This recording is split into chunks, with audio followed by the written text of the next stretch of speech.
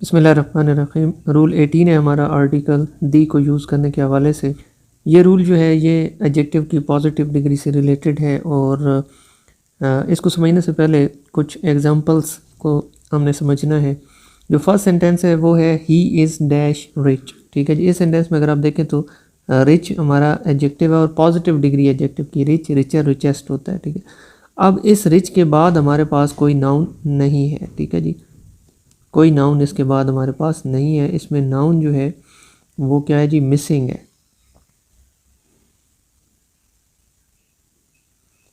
यानी इस एडजेक्टिव के साथ कोई भी नाउन जो है वो नहीं है, तो इस केस में हमने कोई आर्टिकल यूज़ नहीं करना होता। ठीक है जी, सेकंड सेंटेंस देखिए कि he is dash rich man. ठीक है जी, इसमें अगर आप गौर करें तो जो एडजेक्टिव है उसकी पॉजिटिव डिग्री के साथ है नाउन। ठीक है, मैन। तो यहाँ पर इस केस में हम क्या यूज़ करते हैं, आर्टिकल ए यूज़ करेंगे, he is a rich man. ठीक है जी, अब जो इसके बाद तीसरा सेंटेंस है उस पर गौर कीजिए, dash rich are not always happy.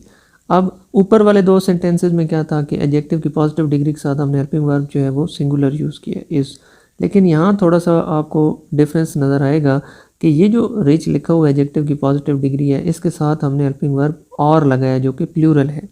ठीक है जी, तो अगर हमारे पास एडजेक्टिव की पॉजिटिव डिग्री लगी हुई हो उसके बाद नाउन मिसिंग हो, नाउन इसमें भी हमारे पास देख लें इसके बाद नहीं है। ठीक है, लेकिन इसके साथ हेल्पिंग वर्ब जो है वो क्या है, प्लूरल है।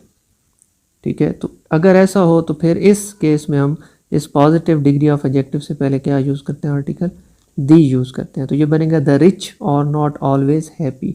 अब इसका मतलब क्या बनता है, अगर आपके पास जो एडजेक्टिव की पॉजिटिव डिग्री है उसके साथ द लग जाए, ठीक है, जिस तरह इस केस में द रिच, तो इसका मतलब है ऑल द रिच पीपल। ठीक है जी, ये पूरी जो क्लास है उसको शो करेगा।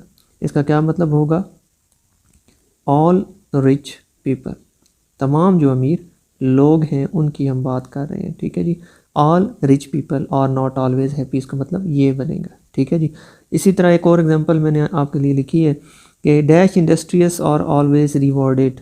इंडस्ट्रियस मतलब मेहनती, ये पॉजिटिव जो डिग्री है एडजेक्टिव की, इसके साथ अगर आप देखें तो हेल्पिंग वर्ब जो है वो आपका प्लूरल यूज़ हुआ है। ठीक है जी, क्या यूज़ हुआ है, प्लूरल यूज़ हुआ है, और इस एडजेक्टिव की पॉजिटिव डिग्री के बाद नाउन मिसिंग है। ठीक है, तो इस केस में भी आपने इससे पहले क्या यूज़ करना है, आर्टिकल दी यूज़ करना है। ठीक है जी, तो क्या बनेगा, द इंडस्ट्रियस और ऑलवेज रिवॉर्डेड। इसका मतलब क्या बनेगा, ये जो हमारा एडजेक्टिव की पॉजिटिव डिग्री के साथ हमने दी लगा दिया, द इंडस्ट्रियस, इसका मतलब बनेगा ऑल दी इंडस्ट्रियस पीपल। ठीक है जी, ऑल इंडस्ट्रियस पीपल, तमाम जो मेहनती लोग होते हैं, दे आर ऑलवेज रिवॉर्डेड। इस सेंटेंस का मतलब ये बनेगा। ठीक है जी, तमाम इंडस्ट्रियस लोग, तमाम मेहनती लोग, एक ही बात नहीं हो रही, पूरी क्लास की बात हो रही है। ठीक है जी, तो ये है हमारा रूल नंबर 18। रूल नंबर 19 हमारा क्या कहता है, ये रूल है comparison of two proper nouns. ठीक है जी, आम तौर पर हम प्रॉपर नाउन के साथ आर्टिकल यूज़ नहीं करते, लेकिन अगर दो प्रॉपर नाउन्स के दरमियान कंपैरिजन हो रहा हो तो जिस प्रॉपर नाउन के साथ आप कंपैरिजन कर रहे होते हैं उससे पहले आपने आर्टिकल दी यूज़ करना है। For example, dash Faisalabad is dash Manchester of Pakistan. क्या मतलब, फैसलाबाद जो है वो पाकिस्तान का मैनचेस्टर है, तो हमने फैसलाबाद को किससे कंपेयर किया है, मैनचेस्टर से। ठीक है जी, तो मैनचेस्टर हमारा वो प्रॉपर नाउन है जिससे हम कंपेयर कर रहे हैं, कंपैरिजन कर रहे हैं, तो इससे पहले हमने आर्टिकल दी यूज़ करना है। ठीक है जी, Faisalabad is the Manchester of Pakistan, और फैसलाबाद चूँकि एक प्रॉपर नाउन है इससे पहले हम कोई आर्टिकल यूज़ नहीं करेंगे। इसी तरह सेकंड सेंटेंस देखिएगा, dash Kalidas is dash Shakespeare of India. ठीक है जी, कालिदास को इंडिया का शेक्सपियर कहा जाता है, तो शेक्सपियर के साथ हम किसको कंपेयर कर रहे हैं, कालिदास को। ठीक है जी, तो शेक्सपियर जो है ये वो प्रॉपर नाउन जिससे हम कंपैरिजन कर रहे हैं, तो इससे पहले हम आर्टिकल दी यूज़ करेंगे। ठीक है, कालिदास सिंपल प्रॉपर नाउन है, इसके साथ कोई आर्टिकल यूज़ नहीं होगा। इसके बाद है dash Kashmir is Switzerland of Pakistan. ठीक है जी, कश्मीर पाकिस्तान का स्विट्ज़रलैंड, तो स्विट्ज़रलैंड से हम कश्मीर का कंपैरिजन कर रहे हैं।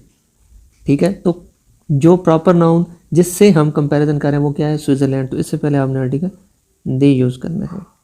Dash Kashmir is the Switzerland of Pakistan, Kashmir एक प्रॉपर नाउन है, से पहले हम आर्टिकल यूज़ नहीं करेंगे। यह है हमारा rule number 19 of comparison of two proper nouns. ये क्या कहता है कि अगर दो प्रॉपर नाउन्स का आप कंपैरिजन कर रहे हैं तो जिस प्रॉपर नाउन से कंपैरिजन किया जाता है उससे पहले आपने आर्टिकल दी यूज़ करना है।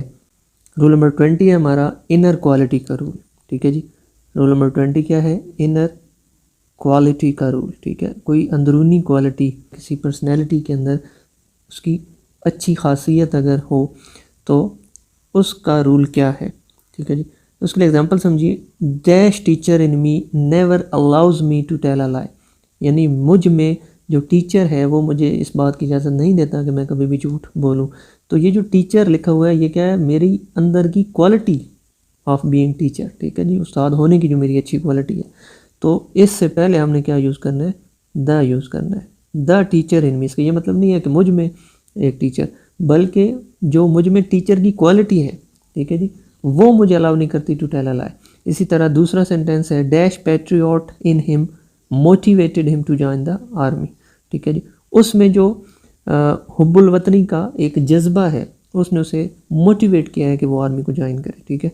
उसके अंदर कोई पैट्रियट नहीं बैठा हुआ, बल्कि जो उसके अंदर पैट्रियटिज्म की क्वालिटी है, ठीक है जी, उसने मोटिवेट किया। तो ये जो पैट्रियट है ये उसकी इनर क्वालिटी है। इससे पहले आपने आर्टिकल द यूज़ करना है।